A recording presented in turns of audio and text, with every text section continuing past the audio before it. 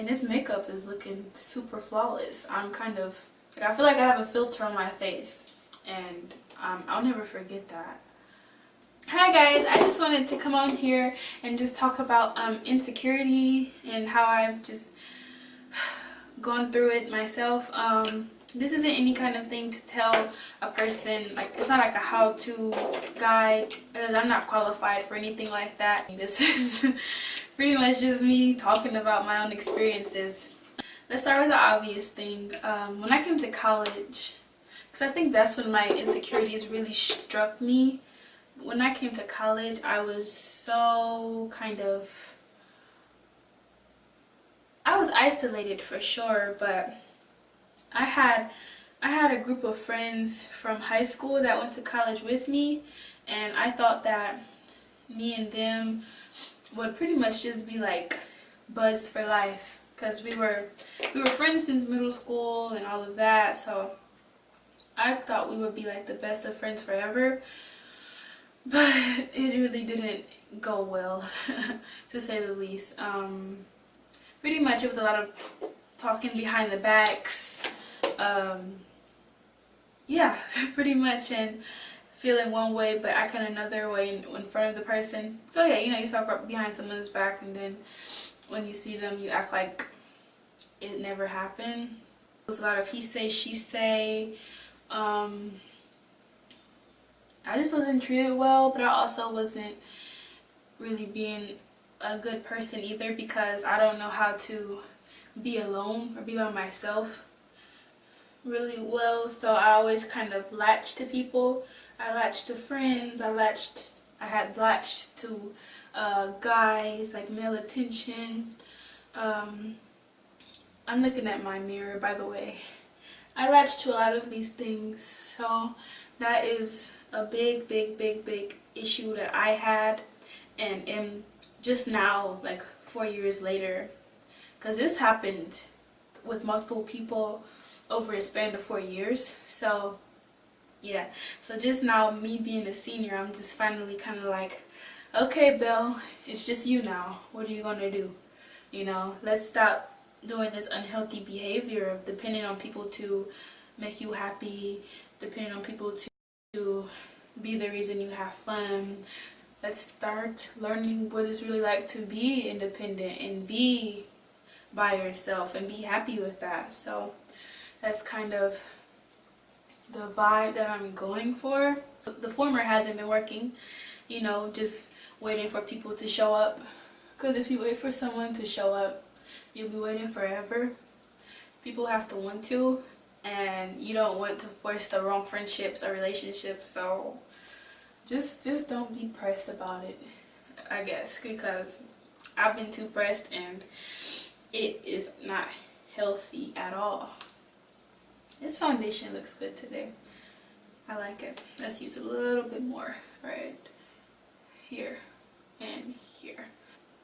So yeah, that group of friends, it just really hurt me, because I thought that we would be like friends for life, you know, going to each other's weddings one day, starting our own businesses together, all these things I thought would happen.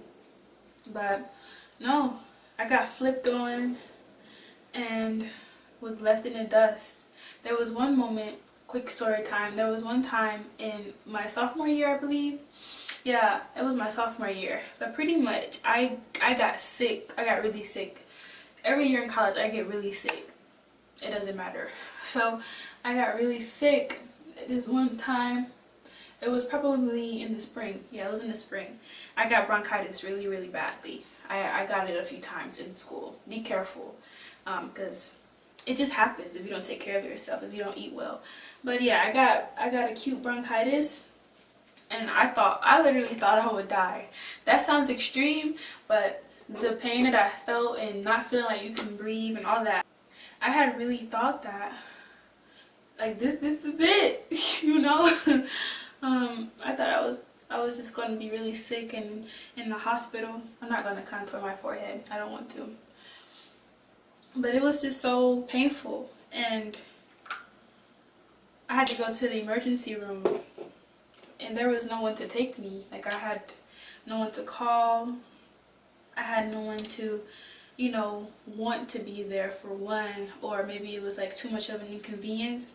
And it was just like a really big eye-opener that that was my life. Like, the people that I thought I was the closest to weren't there, and I couldn't call them, and it really, really hurt.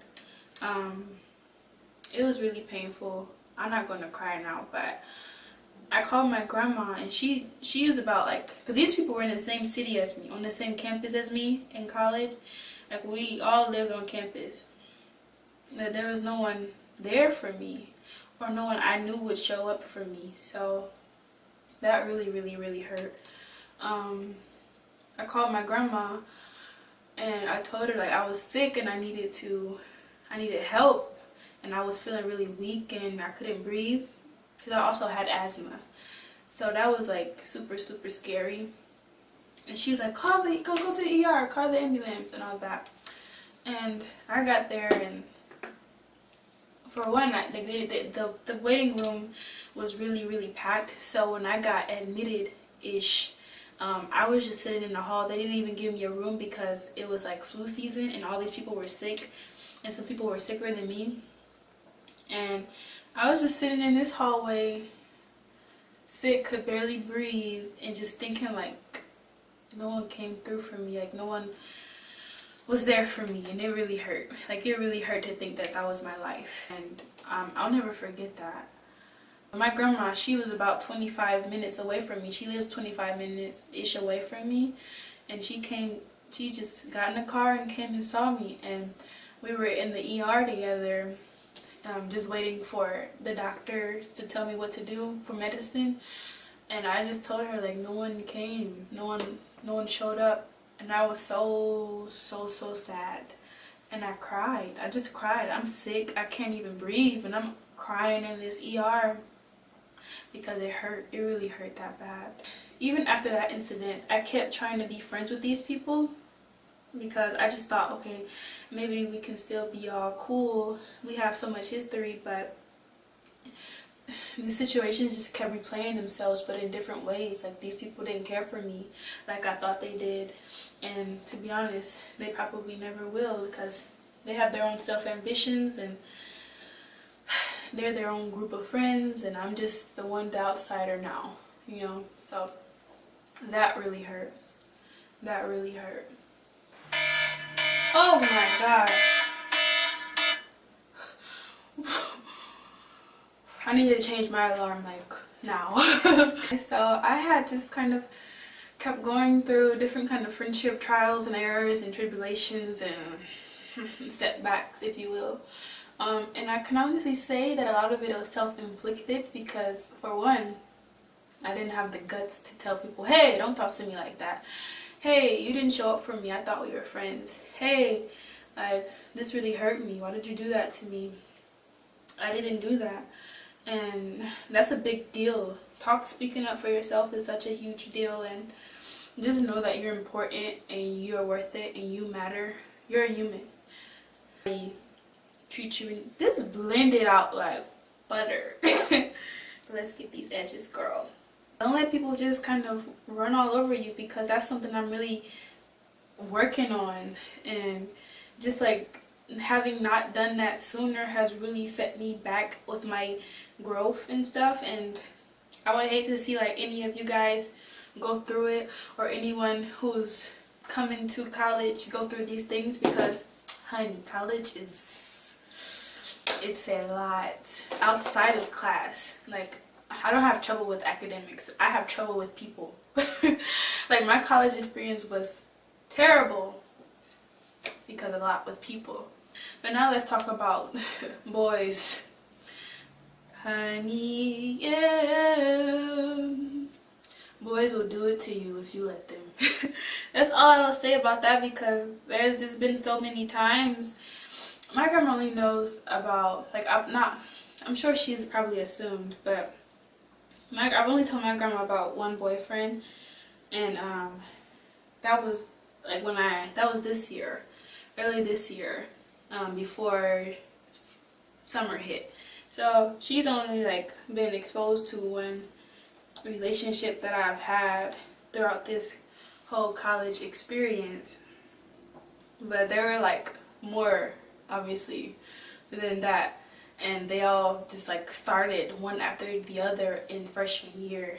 And it was just such an unhealthy cycle of just talking to people, then thinking that they liked you the way that you liked them, but they really didn't. And now you out here looking stupid because you thought like maybe it'll be something, but it was never going to be anything. But you didn't know that until like the worst timing. Like you, but yeah, that just kind of kept happening to me, and I let it happen over and over again. It's like I feel like I've never chosen myself to just be happy with and just be the reason for my happiness. It was either me depending on some friends, or some dude who I don't need to be talking to. Like, yeah, that's pretty much it, girl. Like, I why is this stuff just like blending today? I don't know. Like, I'm scared. It's blending too good. I guess I'm focused. But yes, it's hard, girl. Pretty much I'm just kind of entering a space of isolation from all of that negative company, relinquishing people, of no longer being around me. Like, you know what, at this point, just don't be around. I'll just figure this thing out by myself, you know. And it's just something that I should have done sooner, because now I'm like super insecure to talk to people and hang out with people and go places and try new things because of all these failed relationships. And just, yeah, that's pretty much it. Pretty much, let's try to not let people be the only reason for our happiness. And let's learn how to be healthily happy with ourselves and healthily okay with being alone. You know, let's just be healthy.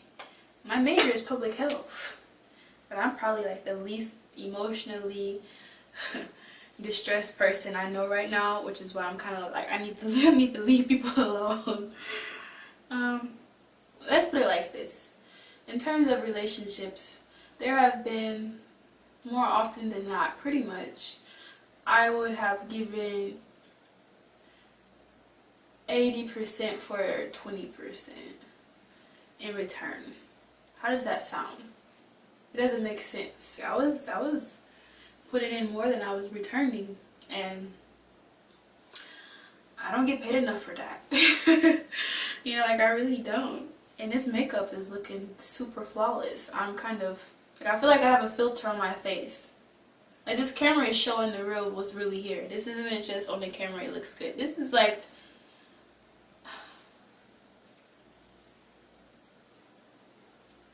this is really something. Wow. Okay, makeup gang. It's because it's the first day of October and my birthday's on the 14th. If you want to send me something, please feel free. But yeah, I'll be 21, guys. But yeah, so pretty much from here on out, I'm just kind of like, keep doing you, girl. You popping. You're going to be working soon. You're going to graduate. You'll be the first in your family to graduate college. You're pretty, with or without makeup. You can do hair. You got style, darling. Like, I'm just trying to think more of the positives. So that's the end of my look. What do y'all think? How y'all feeling? No filter, no anything. This is all my handiwork. I feel like I'm getting better. I don't know. Like, I get better and better the more that I practice, and I only practice on camera. So yeah. But what y'all think? Y'all like it? And did y'all like how I beat my face and talked about something real? Should I do that more often? Do you like it? I don't know. I think I want to keep doing it. Oh, I'm going to show you guys my outfit. This is a shirt from Charlotte Russe. It says Darling. Then I got these high-waisted jeans from JCPenney. They were marked down. And these are just some regular old skinny thong flip-flops. But yeah, this is my outfit. We're gonna do a slow-mo outro. 3, 2. I don't see no